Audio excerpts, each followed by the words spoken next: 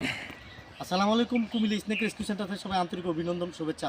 আমরা যে প্রাকৃতিক একটা পরিবেশ দেখছেন, ওই পাশে পানিও আছে, দেখেন প্রচুর পানি আছে, জঙ্গল একদম নিরাল, অন্তত প্রায় 2 কিলোমিটার বা 1 কিলোমিটার উপরে বাড়িঘর, কোনো কোথাও বাড়িঘর নাই।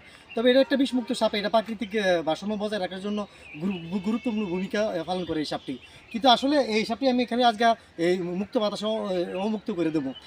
তার কারণ হচ্ছে আমরা রেস্কিউ করি একসাথে, অনেকটি জমে জমে আস্তে আস্তে সারি, একটা এক জায়গায় জারি, যেটা যে জায়গার পরিবেশে ছাড়ার কথা আমি সেটা সেই যে পরিবেশে উপযোগী জায়গার মধ্যে ছেড়ে দিই। তাহলে আপনারা দেখেন যে এই সাপটা আমি কীভাবে ছেড়ে দিই। যাওয়া পর্যন্ত আমরা তো ভিডিওটা অবশ্যই দেখবেন। তার কারণ হচ্ছে এটা একটা প্রশ্ন থেকে যা, বা কই যা, বা কোন দিকে যা, এরকম একটা প্রশ্ন থেকে যা। আপনারা আমি আপনাদের কাছে একটু দেখাই, এই যে সাপটা যাইতেছে আমি দেখাই। দেখেন দেখেন দেখেন একবারে সম্পূর্ণ দেখেন, নিজের দেখেন।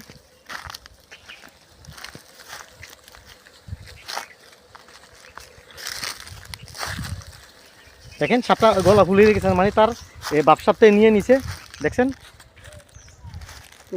হ্যাঁ দেখছেন।